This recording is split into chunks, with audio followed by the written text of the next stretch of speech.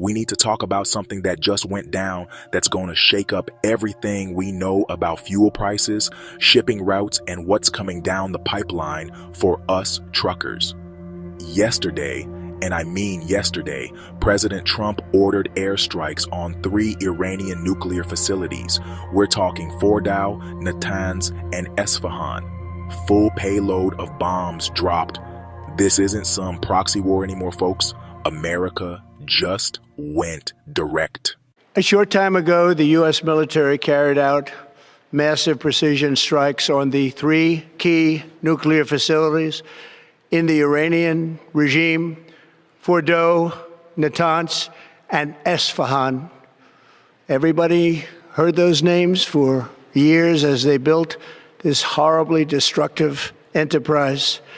Our objective was the destruction of Iran's nuclear enrichment capacity and a stop to the nuclear threat posed by the world's #1 state sponsor of terror.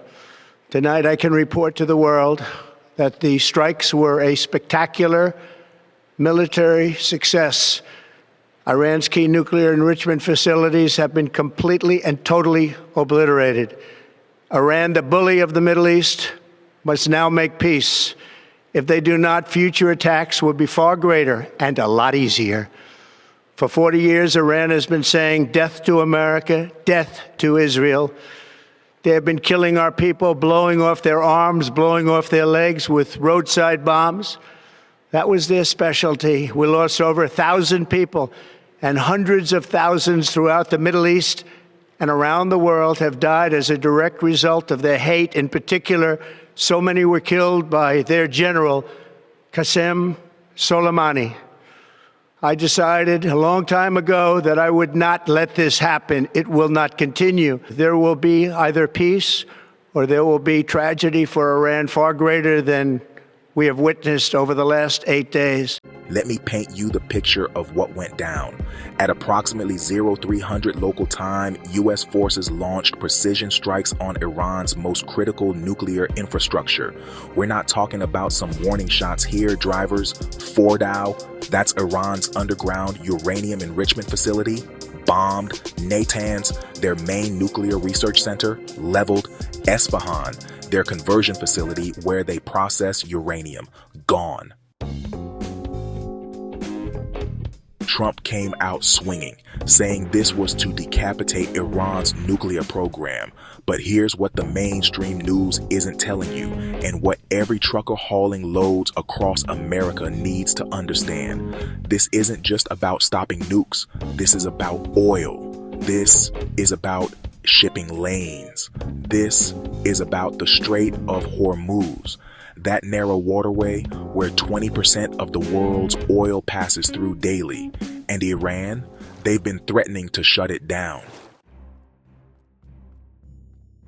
Think about it. You're driving a rig that gets 6 miles per gallon. Your entire livelihood depends on fuel costs, and we just poked the hornet's nest of the country that can strangle global oil supplies with the flip of a switch. Now, let me break down the numbers that are going to hit us hard. Iran might not sell oil directly to America. Hell, we've had sanctions on them for decades. But that doesn't mean their oil doesn't affect our prices. Here's a little economics 101 for drivers. Oil is a global commodity. When supply gets threatened anywhere, prices spike everywhere. Remember back in 2019 when Iran shot down that US drone? Diesel jumped 15 cents overnight. That was just a drone, fellas. Now, we just bombed their nuclear facilities. Iran's already launched 20 waves of missiles at Israel. They're promising consequences for America. You really think they're gonna sit back and let their oil flow peacefully? But, you know, it gets worse. See, Iran doesn't just produce oil, they control the shipping lanes. The Strait of Hormuz is like the I-95 of global oil transport. One well-placed mine, one accident with a tanker, and suddenly every drop of Middle Eastern oil is stuck. And when oil supply gets choked off, guess who feels it first? Us. The guys burning hundreds of gallons a week just to make a living. The owner-operators running on razor-thin margins. The fleet drivers watching their fuel cards get declined. Let me tell you what I'm seeing that's got me worried. Trump just escalated this thing to a whole new level. We're not talking about proxy wars through Israel anymore. American bombs just fell on Iranian soil. Iran's leadership is calling this a betrayal of diplomacy. The Revolutionary Guard is promising retaliation. And here's the kicker. They've got allies: Russia, China, North Korea, countries that would love to see America's economy take a hit. You know how fast things can change in this industry. One day you're rolling smooth, next day there's a shortage, and suddenly you can't find diesel under $4.50 a gallon anywhere from Texas to Maine. Remember the Colonial Pipeline hack? Remember COVID supply chain disruptions? Remember Hurricane Katrina?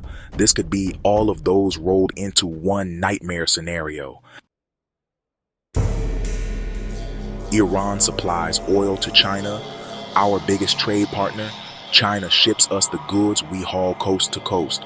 What happens when that relationship gets strained? What happens when shipping costs skyrocket because oil prices doubled, empty shelves, delayed deliveries, freight rates that nobody can afford, and U.S. drivers, we're stuck in the middle, burning expensive fuel to haul increasingly expensive cargo. But here's where it gets really interesting for us truckers. This isn't just about fuel prices, though those are gonna hurt. This is about the entire supply chain shifting. If the Strait of Hormuz gets shut down, oil has to find new routes, longer routes, more expensive routes. That cost gets passed down to refineries, to distributors, to truck stops, to us. But there's another angle nobody's talking about. If international shipping gets more expensive, companies start looking at domestic alternatives, more made in America, more cross-country trucking instead of international shipping. Now, that could mean more loads for us, higher freight rates because trucking becomes competitive with international shipping again. But yeah, it also means higher costs for everything: parts, tires, maintenance, you name it. The question is, will the increased freight rates offset the increased operating costs? And how long can small operators survive the transition period where costs spike before rates catch up? All right, Diesel family, here's what you need to do right now while everyone else is still sleeping on this. First, if you're an owner-operator, lock in your fuel prices now. Get with your fuel card company, negotiate hedging contracts if you can. This spike is coming whether we like it or not. Second, start diversifying your routes. Don't get locked into just coastal runs or just cross-country. This situation is going to create weird supply and demand imbalances all over the map. Third, build up your cash reserves. I know, easier said than done.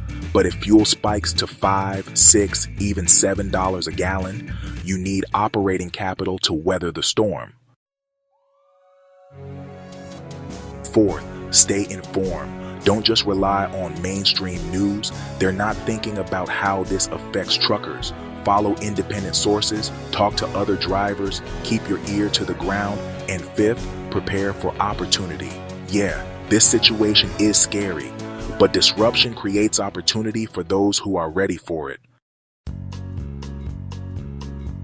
The next few weeks are gonna be wild, drivers.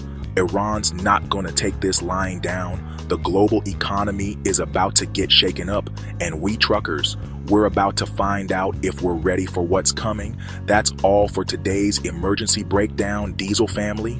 Make sure you're subscribed with notifications on because this story is developing fast, and I'll be updating you as soon as new information comes in. Drop a comment below. What do you think Iran's gonna do next? Are you already seeing changes in fuel prices in your area? And most importantly, are you prepared for what's coming? I'll see you in the next one. Keep those wheels turning and stay safe out there.